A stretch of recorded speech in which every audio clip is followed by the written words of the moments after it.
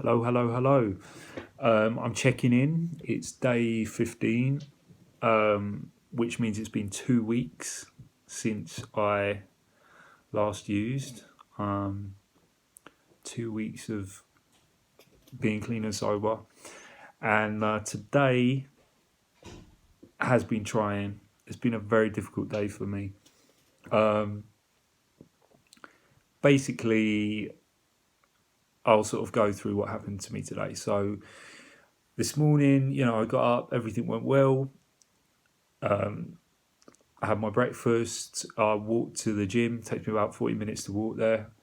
And I had a brilliant workout. It was leg day. So I'm probably going to feel like jelly tomorrow with my legs because I haven't worked them out in so long. And as you can tell by the title of the video, I'm going to be talking about some quite slightly embarrassing things, but also some serious things. So after my workout, I was in the locker room and I was getting changed, and then I decided to have a shower. Now my shower went fine. As I was leaving the shower, there was a quite good looking man. Well, I say good looking, he wasn't exactly my type, but and he sort of gave me a look, or as we in the gay community call it, a cruise. And I sort of looked back a little bit, and I went back into the changing room and started putting my clothes on. And I sort of approached a mirror that was sort of adjacent to the shower room, and I was doing my hair, and I noticed he was actually looking at me, and the shower door was open, and he was naked and looking at me and cleaning himself, cleaning his bits and staring right at me. So how did I respond to this? I was sort of overcome with a bit of lust, and I just walked straight over to the shower room. I never have ever done anything like this in a gym shower room. Maybe similar things have happened to me when I've been younger. So I walked up to the shower cubicle, and then as if something was going to happen, I thought something was going to happen, and he just looked at me and said, "No," and shut the door. Now I'm talking about this now, and it's making me laugh because I've had a chance to share about it with people in my recovery group and also my sponsor. But at the time, that slamming the door and just the no, and then the horrifying fear that perhaps I had miscalculated or misread the situation, was not nice for me. I freaked out. And I felt like I'd been stabbed in the chest. And for me, I suppose what something like that brought up was a feeling of rejection, the feeling of shame at myself, and shame about the whole situation. And I went back to the locker room and I punched the locker and just shouted no. He must have thought I was a proper grade A psycho. But I just was like, no. And the no was just like a frustration of embarrassment. I was just so embarrassed because being sober in a situation like that happening, I'm feeling everything, right? If this kind of thing was to happen to me when I was high, I wouldn't care and I'd just move on. So I freaked out. I got my bag. I got the hell out of there, and I was starting to think, "Oh my god, what if I misread the signs? Like, what if he's going to report me, or what if I don't know? I'm going to have to go to the gym at a completely different time." And I called my sponsor in a fit of panic, and he sort of explained to me that, when I reiterate the situation I thought, no, this person was, being forwardly sexual with me. And for whatever reason, when I approached, he just freaked out, or just, that was his stuff. But my mind started to play games with me. My mind was telling me that I am only attractive to people if they are high. And I almost, I shared about this in a meeting, everyone laughed, but I was deadly serious. I was like, am I like a fucking Matisse painting? You know, like a Matisse painting is like beautiful and inspiring from a distance, but as you get closer, because it's an impressionist painting, it starts more and more to look like a mess. So in my mind, I thought as soon as I got close to him, he saw my face and was like, fuck off. Which, you know, being diagnosed with body dysmorphic disorder is tough. I spent the entire 40-minute walk home alone with the bully in my head because my music wasn't working, my battery died, and the bully was telling me, you're ugly, your body's not good enough, you're not hot, you're not worth, you're not lovable, you're not even shaggable. And that pain remained with me the entire day. And the weirdest thing was there was a desire in me to go and seek validation another way, just to comfort myself that it was a one-off. And you know, all the times I've been complimented, or all the times things like that have happened, were irrelevant because in my mind I'd been rejected from a sleazy possible bathroom stall hookup, shower room hookup.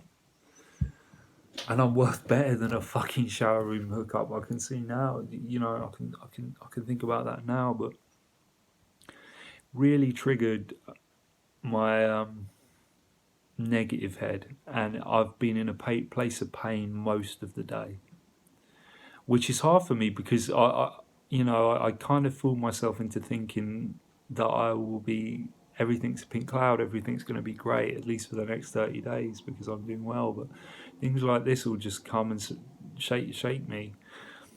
And when I got home, I engaged in some really unhealthy behaviours. And for me, the unhealthy behaviours are doing things like videoing my face from the side, obsessing about plastic surgery, getting a nose job because I'm unhappy with my nose, getting a chin implant, all of these fucked up things, and just finding evidence, like searching for evidence that I am not attractive and I am unlovable, and I need proof of that.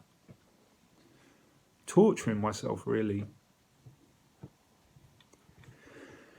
And I ended up, I cooked a meal. I just did not feel great. I did not feel great all the way up to my meeting, which was in the evening. And funnily enough, it was a topic meeting, and the topic was about self-acceptance. How fucking weird is that? Because I was like, I'm not going to fucking listen. I'm not going to listen to the topic. Do you know what I mean? I'm just going to share my own shit. But the topic was very apt. And what, I've come to realise is I don't have self-acceptance at all. I never have, apart from when I've used drugs. So when I use drugs, it's one of the only means I've known to feel self-acceptance. And someone made a really interesting point in that there's such a tension for this person, but I could relate to it so much. There's a everlasting tension between being the person you are and being the person you want to be, and drugs annihilate that tension, because in your head you're the person you want to be, but you're not really. It's a delusion. I find myself very driven and very focused to improve myself in all aspects, but I lack any self-acceptance for where I am, whether that be how I look physically, whether it be my financial situation, my career situation. It's like I'm eternally unhappy with myself when I have so much to be thankful for in reality. You know, I'm not the worst looking person in the world, even though I fucking feel like it. And even though it's very difficult for me to watch these videos back sometimes, because all I focus on is just imperfections about myself. And it's hard.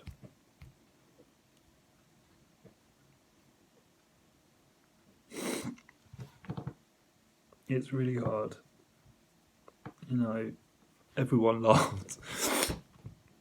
And I laughed as well. You know, there's a funny aspect to it, but there's also a part of me that's deeply, deeply insecure and broken. And that feels really unlovable and really unwanted. And when I take drugs, I don't feel that way. So I've got to find a way of getting that without putting a drug in my system, because using the drugs just robs me of everything, as I've said before.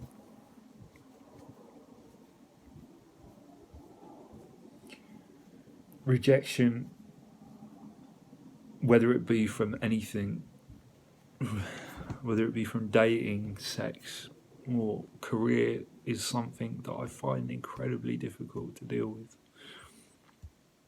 I felt rejected a lot in my childhood and school, and to deal with it as an adult is something I find very hard. Even though what happened today, I mean, it was just the guy's shit, really. You know, it was just, maybe he was excited to begin with, but then freaked out when I approached him with my sexual confidence. And my sponsor said earlier that it's probably better nothing happened, because, you know, we could have been caught. And maybe that sex might have led to something unhealthy. Maybe he could have had drugs with him. All of that stuff, you know. I'm worth more than just these just fleeting things. And I might have even felt worse after it happened, you know. It's for the best. So yeah, I just wanted to check in that, and I wanted to just say, if anyone's experiencing rejection, you've really got to reach hard into yourself and try and find some self-love. I'm very lucky, you know. I connected with some really close, with some people I'm getting close to. Some newcomer in particular, she's got me around her house now, which is really nice. And we watched a new episode of The Handmaid's Tale. She's got lovely little doggies, and it just feels happy to be connected. Because, you know, I was watching a YouTube video today about addiction. They said the opposite of addiction is connection, because addiction is isolation.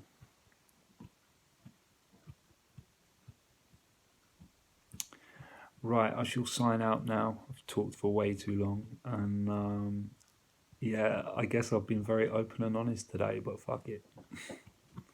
That's what this is about. I'll love you and leave you. Hit the subscribe button and notification bell if you want to keep, you know, connected. As always, remember, we can do this together one day at a time. I love you all. Good night.